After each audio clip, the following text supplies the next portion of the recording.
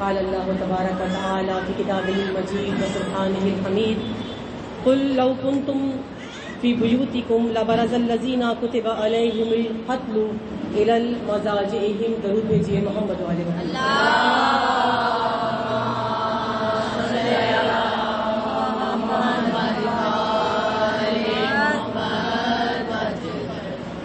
آج 2 محرم الحرام اور جو ہمارا عنوان تھا اس سلسلے کی آج دوسری مجلس ہے. عنوان آپ سب کے ذہنوں میں موجود ہوگا کہ ہم امام حسین کے قیام کے کرداروں کے بارے میں گفتگو کر رہے ہیں. قیام امام حسینی کے کردار. امام حسین کے قیام میں کل بیان ہوا تھا جو کردار تھے وہ بہت سارے تھے. ایک طبقہ جو خاموش لوگوں کا تھا، ایک کردار جو اپنوں کا تھا، جو اپنے تھے، جو خانوادہ ساتھ گیا تھا امام کے، جس میں اپنے خاندان والے بھی تھے اور اصحاب بھی تھے. تو ایک طبقہ جو اپنوں کا جس میں اصحاب شامل ہیں، ایک طبقہ دشمنوں کا، ایک طبقہ لا تعلق لوگوں کا جنہیں خاموش کہا جاتا ہے، لا تعلق لوگ تھے، اور ایک طبقہ اپنوں ہی میں بنی ہاشم کا تھا. بہت سارے یہ طبقات، بہت سے ایسے جو اپنے تھے، محبت کرتے تھے، اپنے آپ کو مولا کا منتادار سمجھتے تھے، ماننے والے سمجھتے تھے. لیکن وہ طبقہ اپنا کردار کب دکھا رہا ہے؟ جب امام میدان میں آ گئے ہیں. ایک کردار، وہ کردار بدلا ہے. پہلا کردار انہوں نے دکھایا، جیسے اگر کوفے والوں کی مثال لیں کہ پہلا کردار انہوں نے یہ دکھایا کہ انہوں نے امام کو بلایا، الاجل کی صدائیں دی، امام کو خط لکھے، اور کئی ہزار خط ہیں جن میں سے مشہور جو ہے وہ 18,000 ہیں.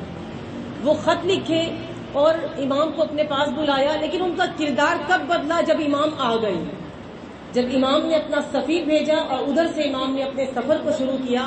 تو اس وقت ان لوگوں کا جو اپنے کہہ رہے تھے خود کو کہ ہم شیعہ ہیں یا ہم اپنے ہیں یا ہم ماننے والے ہیں، جب امام آئے تو ان کا کردار بدل گیا. جیسا ہونا چاہیے تھا ویسا ان کا کردار نہیں ہوا. کل بیان ہوا تھا، کیونکہ تھوڑی سی گزشتہ گفتگو اس لیے کی ہے کہ جو آج آئے ہیں وہ اس گزشتہ گفتگو سے ہمارے متصل ہو جائیں.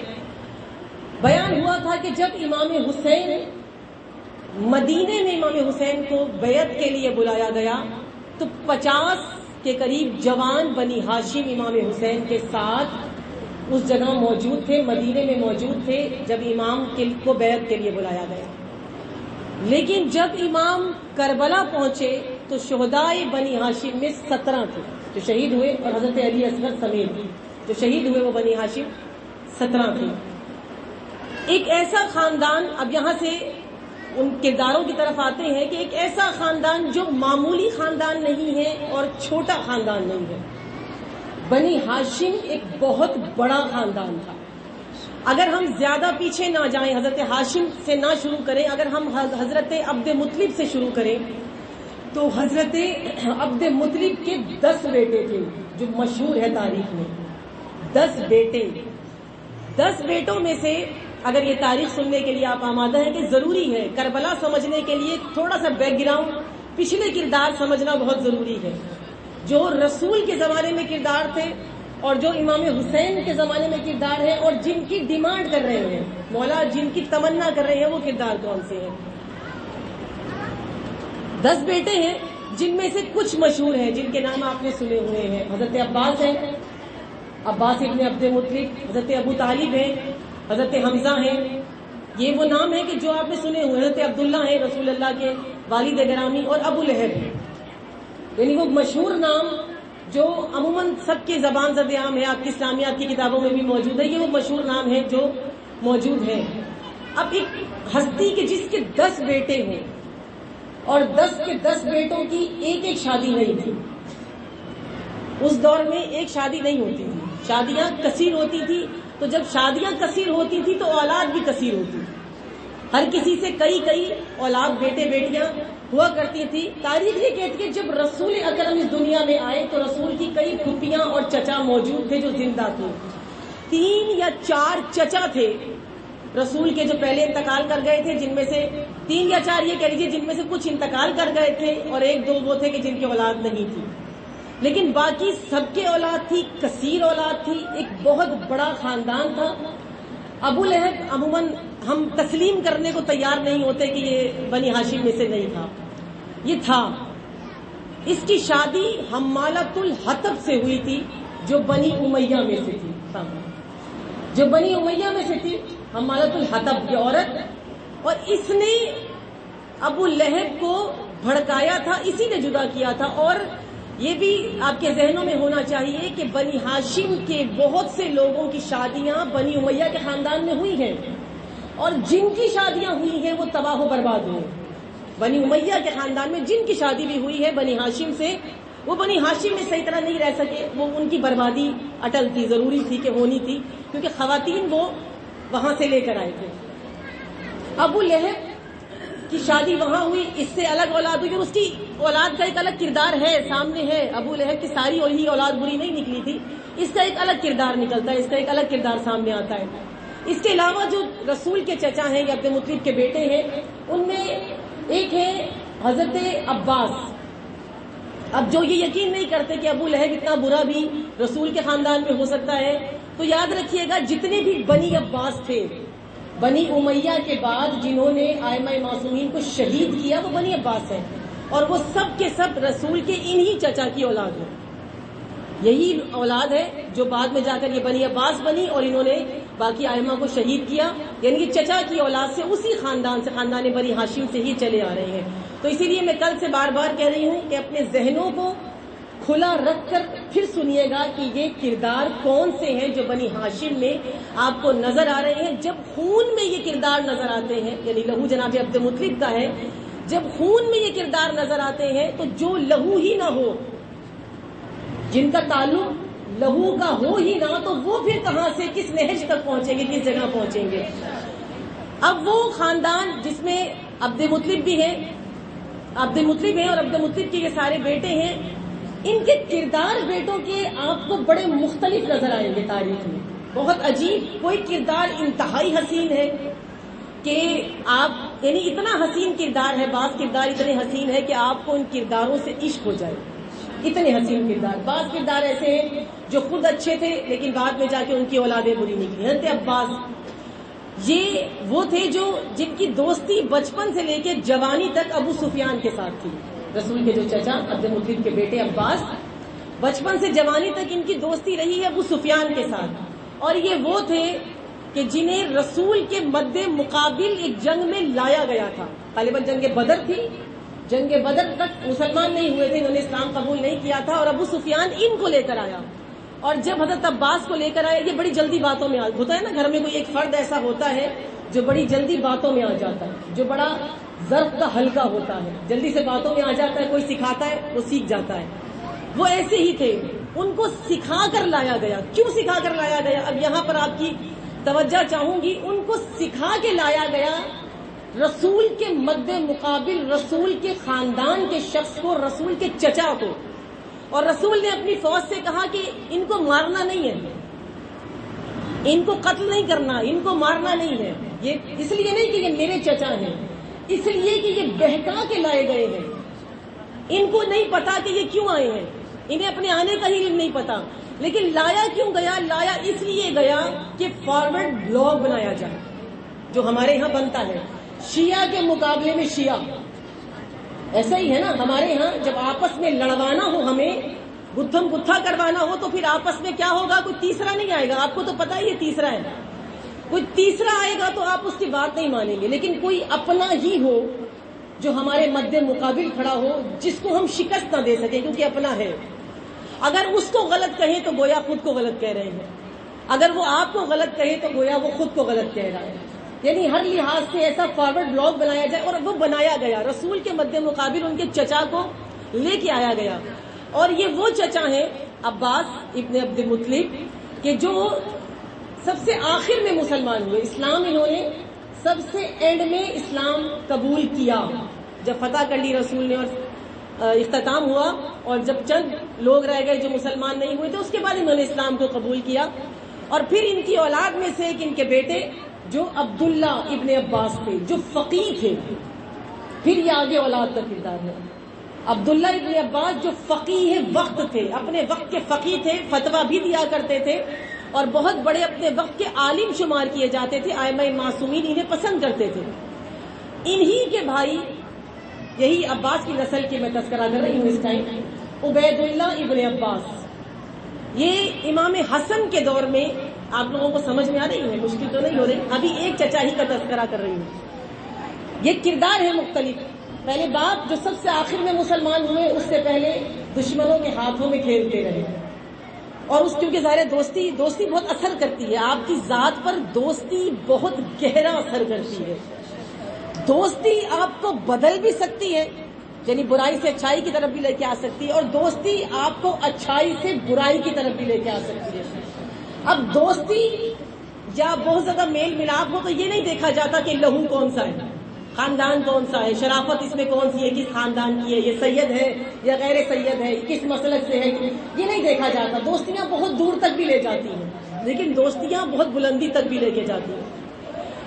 اگر دیکھنا ہو کہ دوستی پستی تک کیسے لے کے جاتی ہے تو یہ ابو سفیان اور حضرت عباس کی دوستی. عباس ابن عبد مطلب، یہ ذہن میں رکھیے گا کہ عباس ابن علی نہیں، عباس ابن عبد مطلب. یہ ابو سفیان اور ان کی دوستی جو ان کو بھی پستی کی طرف لے کر آ رہی تھی. اور ایک دوستی ہے جو ابو ذر اور مولا کائنات کی ہے. ایک وہ دوستی ہے کہ جس کے لیے خود علی کہہ رہے ہیں کہ یہ اتنے بہترین تھے کہ ابو ذر سے زیادہ بہترین دوست مولا کائنات کہتے ہیں کہ مجھے نہیں مل سکتا. یعنی ایک وہ دوستی ہے. لیکن ابو ذر تو بے ذر تھے. کس دوستی نے ابو ذر کو ابو ذر بنایا ہے؟ علی کی دوستی نے. یعنی جس بلند سے دوستی کی ہے، اس دوست نے دوست کو اتنا بلند کر دیا کہ رسول بھی اس کی تعریف کر رہے ہیں اور علی بھی اس کی تعریف کر رہے ہیں.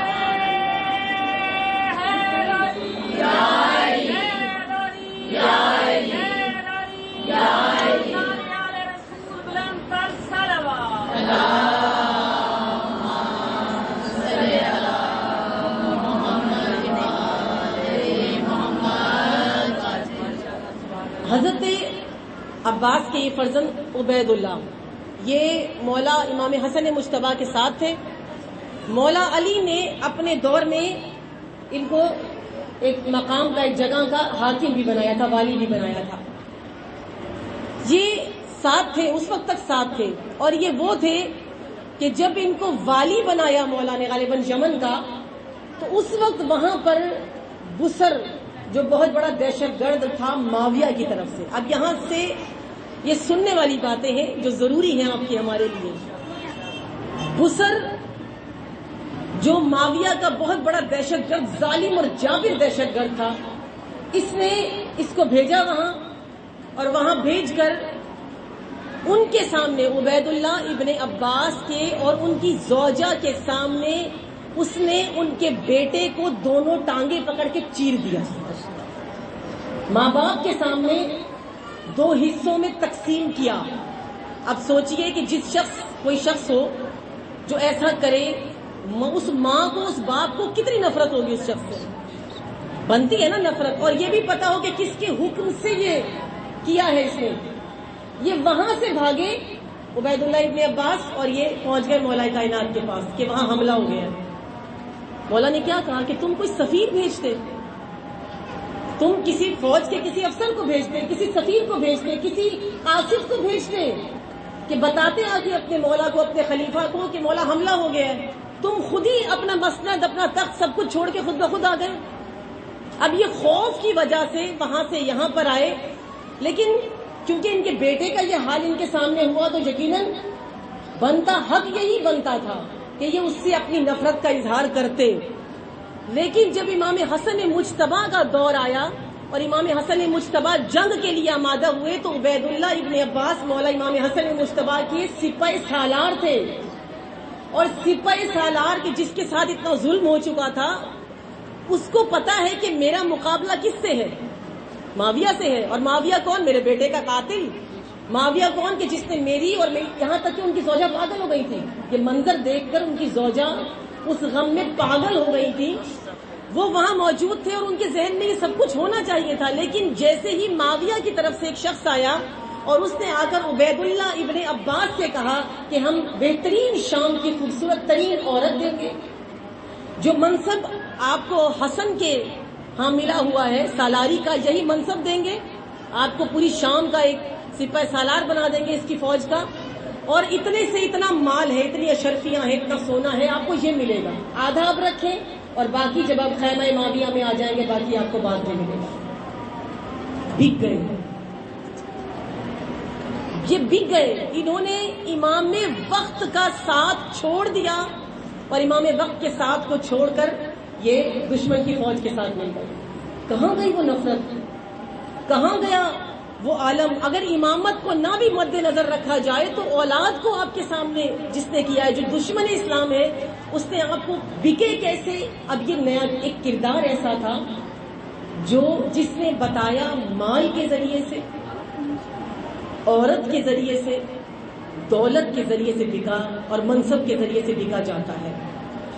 منصب آپ کو خرید لیتا ہے، آپ کو کوئی بڑے سے بڑا منصب ملے آپ کو خرید لیا جاتا ہے، دولت سے خرید لیا جاتا ہے اور خریدا گیا۔ یہ سب سے بڑی دلیل تھی، یہ تھا حضرت عباس کی اولاد کا کردار، انہوں نے ساتھ نہیں دیا۔ پھر آگے جا کے سب کو پتا ہے کہ ان کی اولاد کا امام حسن امام حسین کے ساتھ نہیں گئے۔ حضرت عباس جو فقیہ وقت تھے، وہ امام انشاءاللہ آگے تذکرہ ہوگا کہ فقیہ وقت تھے، نہیں آئے، امام حسین کے ساتھ نہیں آئے، مولا کو مشورے دیے آپ نہ جائیں، آپ چھپ جائیں، مختلف مشورے دیے۔ ایک اور کردار ہے جو حضرت رسول خدا کے چچا ہی کا کردار ہے، ایک یہ چچا ہے عباس اور ان کی اولاد۔ آپ بور تو نہیں ہو رہے، آپ کو مشکل تو نہیں ہے؟ نعرہ حیدری، حیدری، حیدری، حیدری، حیدری، نعرہ صلوات۔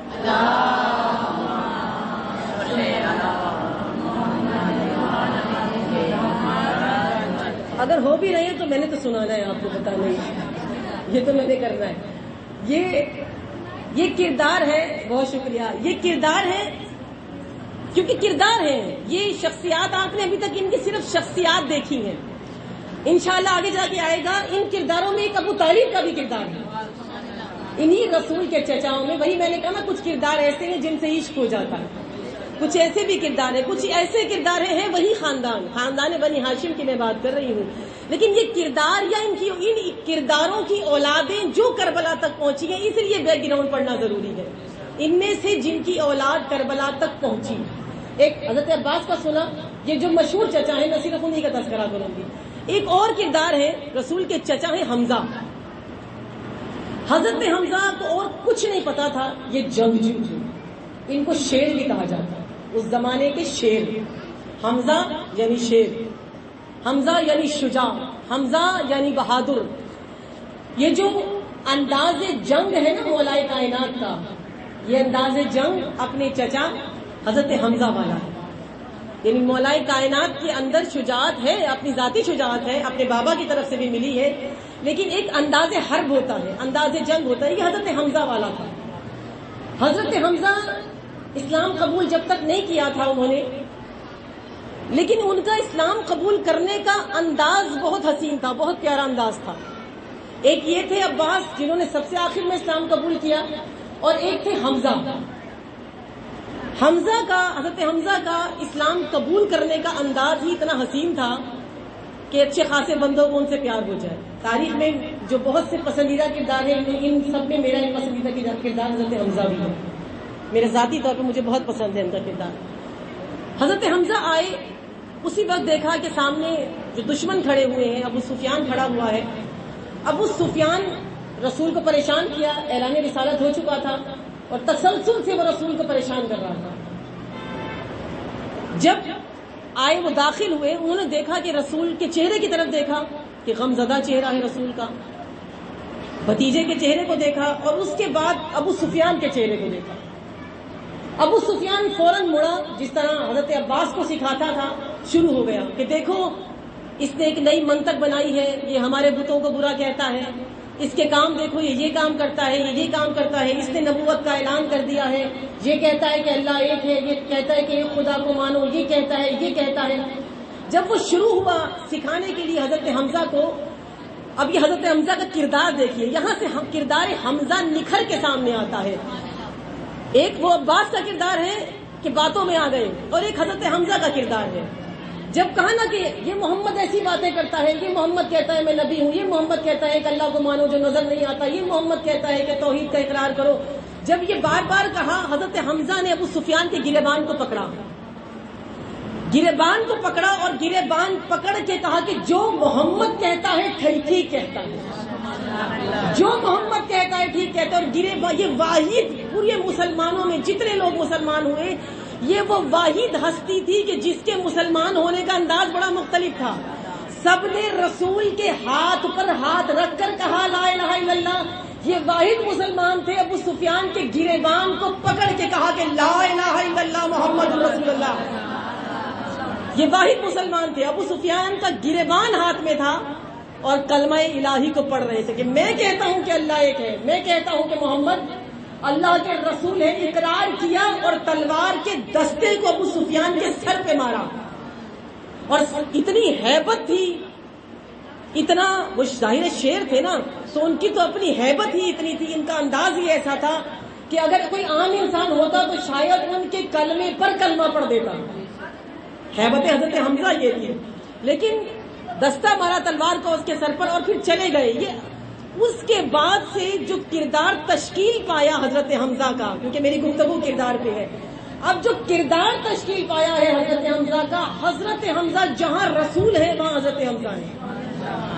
جدھر جدھر رسول کا جو چچا ہے، لیکن رسول نے جہاں حکم دے دیا وہاں حضرت حمزہ نظر آئے ہیں.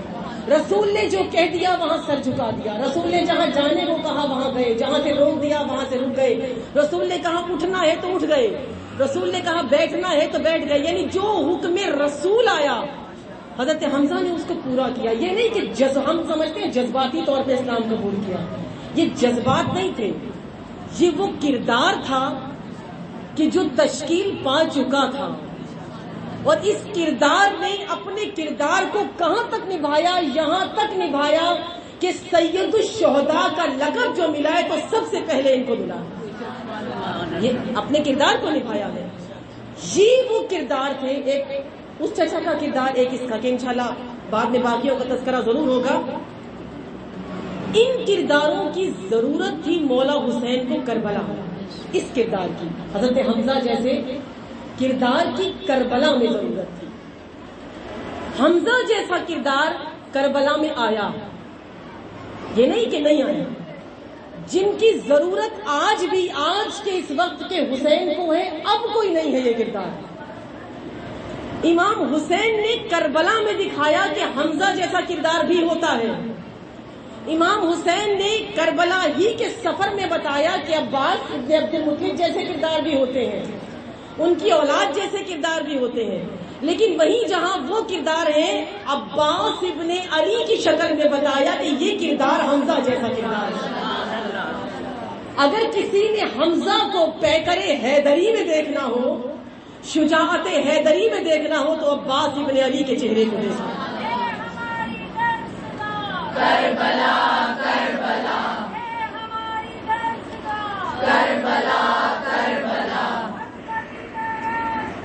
کربلا کربلا کربلا کربلا.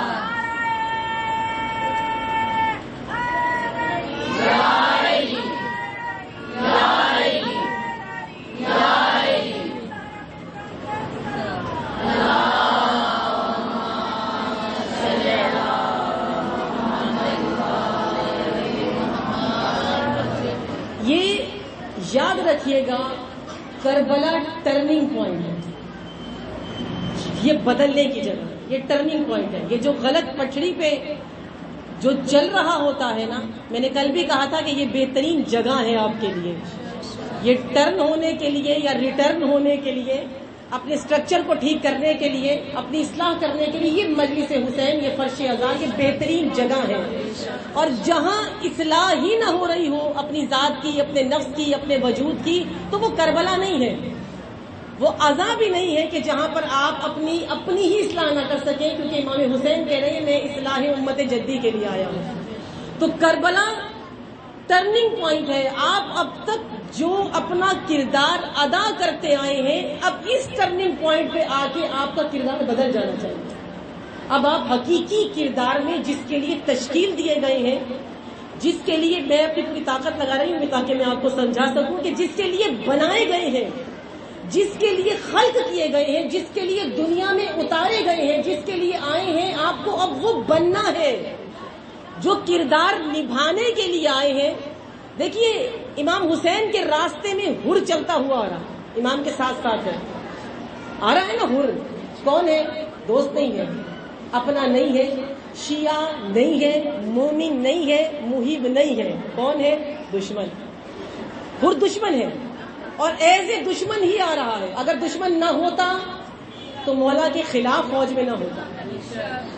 اب تک جب تک ہر قافلے کسی دوسرے قافلے کے ساتھ ہے وہ دشمن ہے، اور ہر ایز اے دشمن کسی اور فوج کا کمانڈر، دشمن فوج کا کمانڈر چلتا ہوا امام حسین کے ساتھ ساتھ ہے. اور کام کیا کر رہے ہیں حضرت ہر؟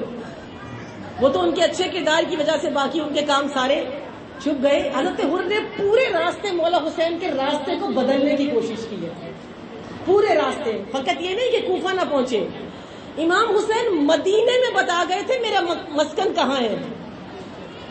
مدینے میں ہی کربلا کا تذکرہ ہو چکا تھا. یہ نہیں تھا کہ وہاں جا رہے تھے. یہ الگ بات ہے کہ بلایا کوفے والوں نے تھا، لیکن مولا کو پتا تھا کہ میری شہادت کا مقام کون سا ہے. کیونکہ جب شاید بہت پتہ نہیں کتنے سال پہلے میں نے آپ کے سامنے ایک اشرا پڑھا تھا کہ جس میں امام حسین کے عاشقان کا تذکرہ کیا تھا، اور اس کا موضوع تھا کربلا معراج عشق. تو اس میں آپ کے سامنے بیان ہوا تھا کہ مولا علی جب صفین سے واپس آ رہے تھے تو ایک مقام پہ رک گئے تھے، اور اس مقام پہ رک کر مولا علی نے کہا تھا ہاؤنا ہاؤنا ہاؤنا ہاؤنا مزار العشاق.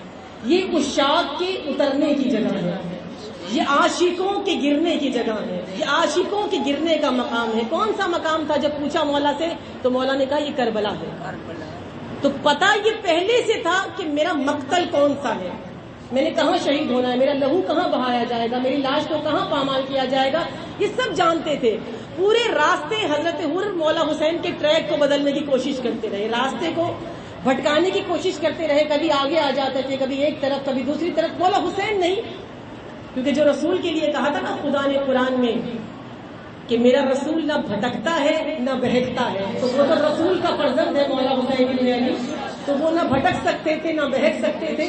مولا حسین اسی ٹریک پر، اسی راستے پر جہاں جانا تھا، جو منزل تھی، جو مقام تھا، مولا حسین اس مقام تک پہنچے. لیکن پورے راستے حضرت ہر یہ کرتے رہے. لیکن کیا تھے ہر کا کردار؟ کیا تھا ہر کا کردار؟ تھا دشمنی کرنا.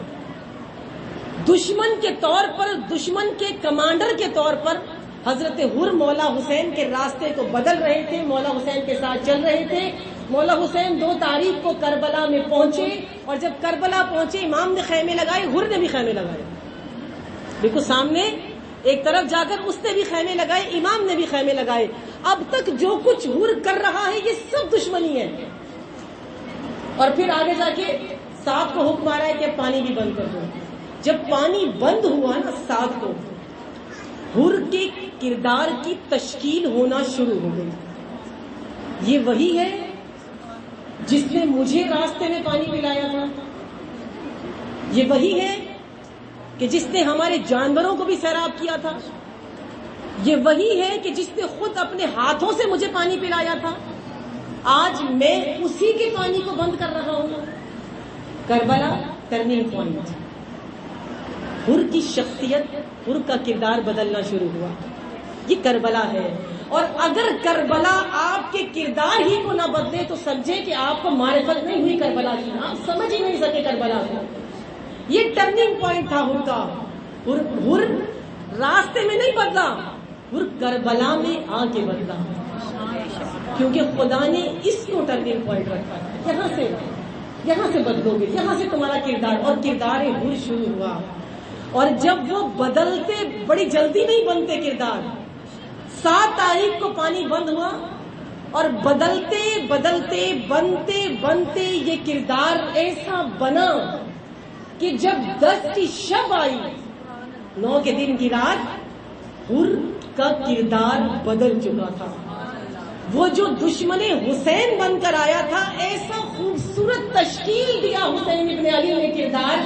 یہ ہے قیام حسینی کے کردار. اتنا حسین تشکیل دیا مولا حسین نے، ایک دشمن کے کردار کو بدل کر اس طرح لیوادائے دوست پہنایا. اس قدر خوبصورت کردار کیا کہ حر وہ پہلی شخصیت تھی کہ جنہوں نے آ کر کہا کہ مولا سب سے پہلے میں قربان ہوں گا اور اپنے بیٹے کو اپنے سے بھی پہلے قربان کروں گا. لبیک یا حسین، لبیک یا حسین، لبیک یا حسین، لبیک یا حسین، لبیک یا حسین، نعرہ حیدری، یا علی، یا علی، یا علی، محمد پر بلند کر صلوات. اللہم صل علی محمد. کربلا کرداروں کی تشکیل بنا، کردار بنتے ہیں اور اس سے بنتے ہیں، بنتے رہیں گے جب تک یہ عزائے حسینی جاری ہے. یہ کردار بنتے ہیں اور یہ تسلسل سے سفر جاری ہے.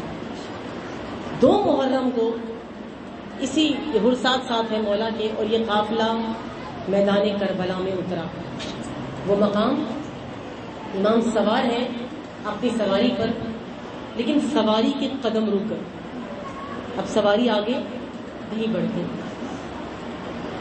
امام اترے اور اتر کر امام نے پوچھا بنی اسد کو بلا کر، یہ کون سا مقام ہے، یہ کون سی جگہ ہے؟ بتایا گیا کہ یہ کربلا ہے. امام اپنی سواری سے اور تمام لوگوں کو کہا اپنی سواریوں سے اتر جاؤ. یہی وہ مقام ہے جو میری مقتل ہے، میرا یہی مقتل ہے. خیمے نصب کرنے کا حکم ہوا. امام کے حکم پر خیمے نصب ہوئے. ایک خیمے میں بیبیوں کو بٹھا دیا گیا. جب خیمے نصب ہو رہے تھے خواتین کے خیمے میں تمام بیبیوں کو بٹھایا گیا، جن میں جناب زینب بھی ہیں اور ان میں جناب ام کلثوم بھی ہیں. مولا حسین کی اولاد بھی ہے، بیٹیاں بھی ہیں. اس پہ بٹھا دیا گیا سب کو.